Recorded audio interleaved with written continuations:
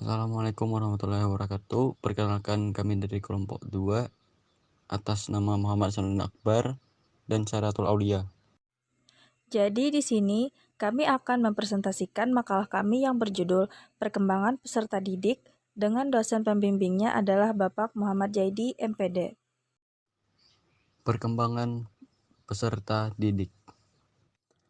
A. Pengertian pertumbuhan dan perkembangan. Pertumbuhan adalah suatu proses pertambahannya jumlah sel tubuh suatu organisme yang disertai dengan pertambahan ukuran, berat, serta tinggi yang bersifat irreversibel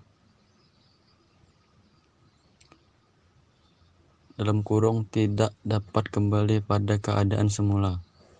Perkembangan adalah pertambahannya kemampuan atau skill dalam struktur dan fungsi tubuh yang lebih kompleks dalam pola teratur dan dapat dikatakan sebagai hasil proses pematangan. B. Prinsip-prinsip perkembangan. 1. Dasar-dasar permulaan adalah sikap kritis. Banyak ahli psikologi menyatakan bahwa tahun-tahun prasekolah merupakan tahapan penting. Pada usia ini diletakkan struktur perilaku yang kompleks yang berpengaruh bagi perkembangan sikap anak pada masa selanjutnya. Misalnya, penggunaan tangan kanan atau kiri.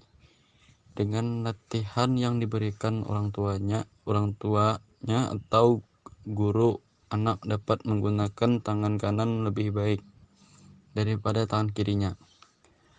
2. Peran pematangan dan belajar.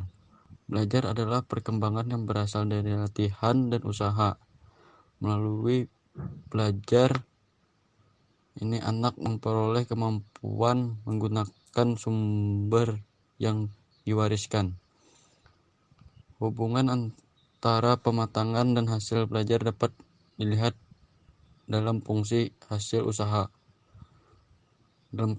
(ontogenetik) seperti penulis, mengemudi atau bentuk keterampilan lainnya yang merupakan hasil pelatihan. 3. Mengikuti pola tertentu yang dapat diramalkan.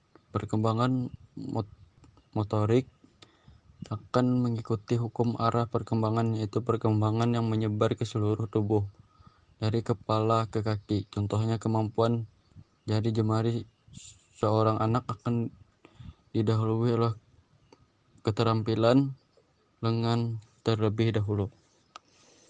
4. Semua individu berbeda. Perbedaan perkembangan setiap individu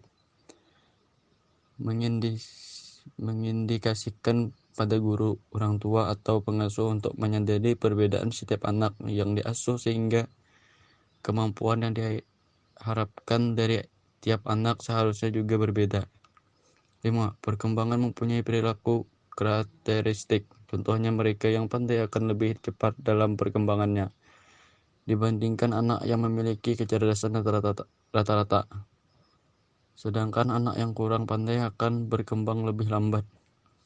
6. Setiap tahap perkembangan mempunyai risiko. Beberapa hal yang dapat menyebabkannya antara lain dari lingkungan anak itu sendiri, sehingga pola perkembangan anak tidak menaik tapi datar. Artinya tidak ada peningkatan perkembangan. 7. Perkembangan dibantu rangsangan. Perkembangan akan berjalan sebagaimana mestinya jika ada bantuan berbentuk stimulus dari lingkungan sekitarnya. Misalnya, semakin rajin orang tuanya berbicara dengan anaknya, semakin cepat anak belajar dapat berbicara. 8. Perkembangan dipengaruhi perubahan budaya. Kebudayaan mempengaruhi perkembangan sikap dan fisik anak. Contohnya, anak perempuan akan memilih mainan yang lebih dikit membutuhkan kemampuan fisik. Anak laki-laki dituntut untuk tidak cengeng seperti anak perempuan, sehingga anak laki-laki menjadi lebih tegar dan pemberani dibandingkan anak perempuan. 9. Harapan sosial pada setiap tahap perkembangan. Orang tua dan masyarakat memiliki harapan tertentu pada setiap tahap perkembangan anak. Jika tahap itu tercapai, maka orang tua atau masyarakat akan berbahagia. Misalnya, anak usia 1 tahun sudah pandai berjalan. Jika sampai usia tersebut anak belum bisa berjalan, maka akan membuat gelisah orang-orang di sekitarnya.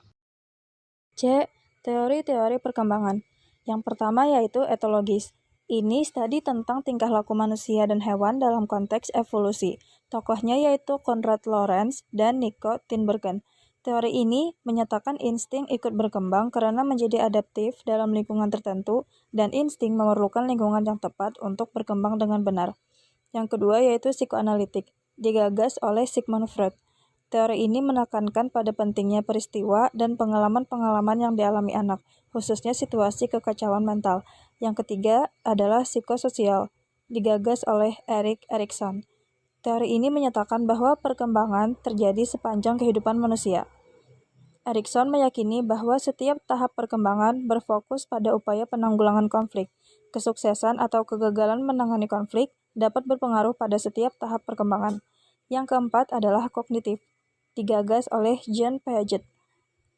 Teori ini menyatakan bahwa tahapan berpikir manusia sejalan dengan tahapan umur seseorang. Yang terakhir atau yang kelima adalah humanistik. Tokohnya adalah Abraham Maslow.